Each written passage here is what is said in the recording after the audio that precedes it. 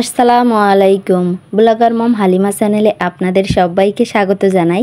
আমি হালিমা বলছি মহেশপুর ঝিনাইদহ থেকে। কেমন আছেন সবাই? আশা করছি আল্লাহর রহমতে সবাই ভালো আছেন।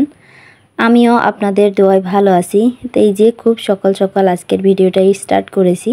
ফজরের নামাজ থেকেই আমি আজকে ভিডিওটা শুরু করেছি। তো এই যে সকালবেলা ঘুম থেকে উঠে ফ্রেশ হয়ে আমি নামাজ পড়ে নিলাম। তারপরে সংসারের বাকি কাজকর্মর জন্য লেগে যাব আর কি। এই যে আমি সকালবেলা প্রথমে উঠানটা একটু ঝাড়ু দিয়ে নিচ্ছি। তো আমি সবসময় একটা কথা বলি, আজকেও বলছি, আমি কিন্তু সব সময় আগে উঠানটা ঝাড়ু দিই, তারপরে ঘর ঝাড়ু দিই। না হলে আমার মনে হয় উঠান ঝাড়ু দেওয়ার ধুলা আবার ঘরে উঠে আসে। ওই কারণে আমি সব সময় আগে উঠানটাই ঝাড়ু দিয়ে নিই। তো এই যে উঠানটা আমি খুব সুন্দর করে ঝাড়ু দিয়ে নেব। আর একটা কথা বলি, আমাদের গ্রামের জীবনযাপন আর শহরের জীবনযাপন কিন্তু আলাদা। শহরে একটা রুটিন অনুযায়ী জীবনযাপন হয় আর কি, মানে প্রত্যেকটা কাজই একই নিয়মে প্রতিদিনই চলতে থাকে। কিন্তু আমাদের গ্রামের গৃহিণীদের কিন্তু এরকমটা না, এক এক দিন এক এক রকম কাজ এসে পড়ে যায় আমাদের। আর আবাদ গোছানো বা অন্যান্য ফসল গোছানোর সময় আসলে তো আরও ডিসিপ্লিন থাকে না। তো যাই হোক, আমি সব সময় চেষ্টা করি কিছু ডিসিপ্লিনের মধ্যেই থাকার জন্য। তো এই যে আমি সুন্দর করে উঠোনটা ঝাড়ু দিয়ে নিচ্ছি। আর আমি গ্রামের একদম সাধারণ একজন গৃহিণী। তো আমার কাজকর্ম যদি আপনাদের একটুও ভালো লাগে, প্লিজ একটা লাইক দিয়ে ভিডিওটি কন্টিনিউ করবেন। আর যদি এখনও একটা লাইক দিয়ে না থাকেন তো কষ্ট করে দয়া করে একটা লাইক দিয়ে দিবেন। আর যারা আমার চ্যানেলে আজকে নতুন ভিজিট করছেন, আমার চ্যানেলের কোনো ভিডিও যদি আপনার ভালো লেগে যায়, আমার চ্যানেলটি সাবস্ক্রাইব করে আমার চ্যানেলের সাথেই থেকে যেতে পারেন। আর যারা অলরেডি কাজগুলো করেছেন তাদেরকে তো অসংখ্য অসংখ্য ধন্যবাদ। তো এই যে উঠানটা ঝাড়ু দেওয়া হয়ে গিয়েছে আমার, আমি এখন ঘর ঝাড়ু দিয়ে নিচ্ছি। তো পুরো ঘরটাই আমি সুন্দর করে ক্লিন করে নেব। তো সারাদিনের টুকিটাকি কাজকর্মগুলোই আজকে আপনাদের সাথে শেয়ার করব। প্রত্যেকটা কাজ তো আর ভিডিও করে দেখানো সম্ভব হয় না, আর ভিডিওটা অনেক বড় হয়ে যাবে, তখন আপনাদের কাছেও দেখতে ভালো লাগবে না। তো এই যে আমার ঘরটা ঝাড়ু দেওয়া হয়ে গিয়েছে, এখন আমি বাইরের সিঁড়িটা মুছে নিচ্ছি, মানে ঘরে ওঠার জন্য যে সিঁড়িটা আর কি, সেটা আমি মুছে পরিষ্কার করে নিচ্ছি। তারপরে আমি ঘরও মুছে নেব। তো সবগুলো তো আর ভিডিও করা হয়নি, তো যতটুকু ভিডিও করেছি ততটুকুই আপনাদের কাছে শেয়ার করছি। আপনারা কমেন্টের মাধ্যমে অবশ্যই জানাবেন আজকের ভিডিওটি আপনাদের কাছে কেমন লেগেছে। তো এত কষ্ট করে ভিডিও করা, ভিডিওতে ভয়েস দেওয়া, আবার আপলোড দেওয়া, আর ভয়েস দেওয়াটা যে কতটা প্যারার, যারা ইউটিউবিং করে তারা হয়তো সবাই জানে। গরমের ভিতরে ফ্যান এসি সব বন্ধ করে সিদ্ধ হতে হতে ভয়েস দিতে হয় আর কি। তো এখন তো ভয়েস দিতে গিয়ে মনে হচ্ছে আমি পুরো আলু সিদ্ধ হয়ে গেলাম। তো যাই হোক, তবে আপনাদের প্রিয় প্রিয় আপুদের যদি সুন্দর সুন্দর কমেন্ট পাওয়া হয়, তাহলে কিন্তু এই কষ্টটা আর কষ্ট থাকে না, তখন এই কষ্টটা আনন্দের রূপ নেয়। তো অবশ্যই জানাবেন আজকের ভিডিওটি কেমন লেগেছে। তো এই যে সারা দিনের কাজকর্ম করে নিয়েছি, ঘর কিন্তু আমি সব গুছিয়ে ক্লিন করে নিয়েছি, বিছানা টিছানা সবই গুছিয়ে নিয়েছি। তো সেগুলো আর ভিডিও করা হয়নি। তো আবার এই দুপুরবেলা রান্নাবান্নাতে চলে এসেছি।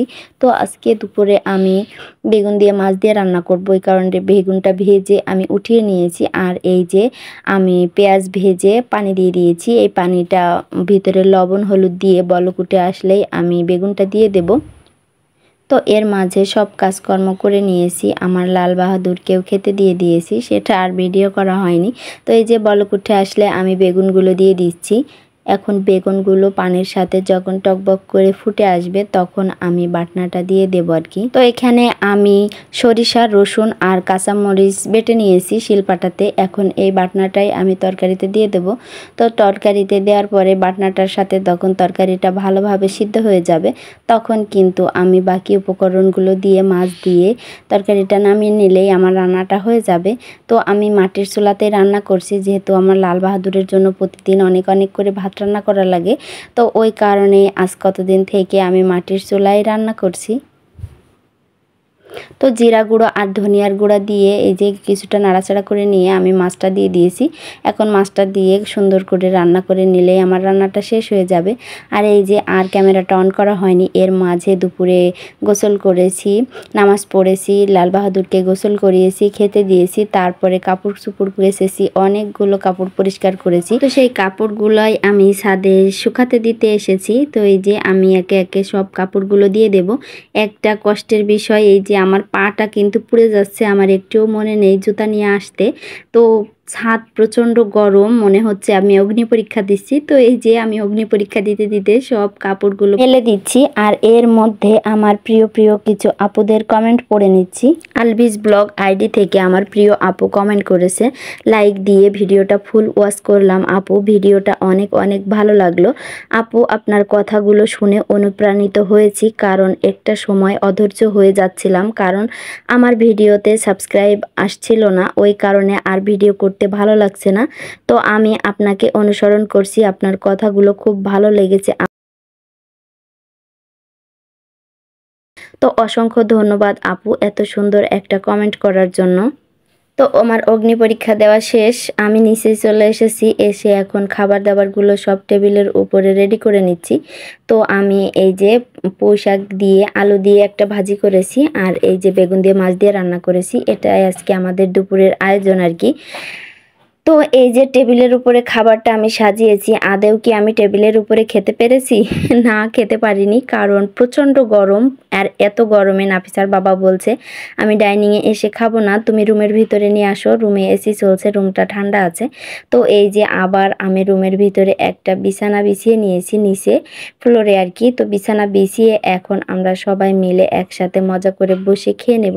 তো এতক্ষণ আমার ভিডিওতে কে আছেন বা নেই আমি তো বলতে পারছি না। তো যারা ধৈর্য ধরে এতক্ষণ ধরে আমার ভিডিওটি দেখছেন, আমি সবার কাছে অনেক অনেক বেশি কৃতজ্ঞ। সবাই গ্রামীণ জীবনযাপন হয়তো ভালো লাগছে আপনাদের কাছে, এই জন্যই আপনারা এতক্ষণ আছেন আমার ভিডিওর সাথে। তো এই যে আমি সবাইকে খেতে দিয়ে দিচ্ছি, একে একে সবার আমি খাবারটা বেড়ে দিচ্ছি আর কি, মানে সার্ভ করে দিচ্ছি এক কথায়, সুন্দর ভাষায় যেটা বলে। তো আমি যেহেতু গ্রামে থাকি, আঞ্চলিকতার টান কিন্তু আমার সব সময় থাকে। আর আমি সব সময় ভিডিওতে বলি যে আমার ভিডিওর ভয়েস দিতে গেলে আঞ্চলিক ভাষা চলে আসে, কারণ আমি তো গ্রামের মেয়ে।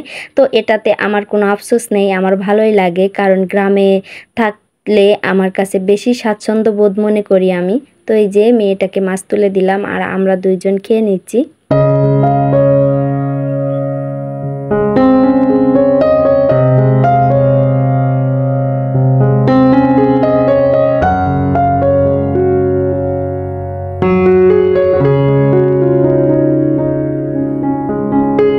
তো খাওয়া দাওয়া শেষ করে থালা বাসনগুলো আমি নিয়ে রান্নাঘরে চলে এসেছি, কারণ সময়টা সময়ে করে রাখলে ভালো হয়।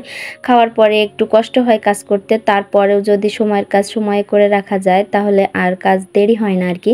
তো এই যে আমি এই থালা বাসনগুলো সব একে একে পরিষ্কার করে নেব। তো আমার আজকের ভিডিওতে যদি কোনো ভুল ত্রুটি থেকে থাকে প্লিজ ক্ষমা সুন্দর দৃষ্টিতে দেখবেন সবাই। আমার কথা কাজের ভিতরে যদি কোনো ভুল হয়ে থাকে আমাকে ক্ষমা করে দিবেন।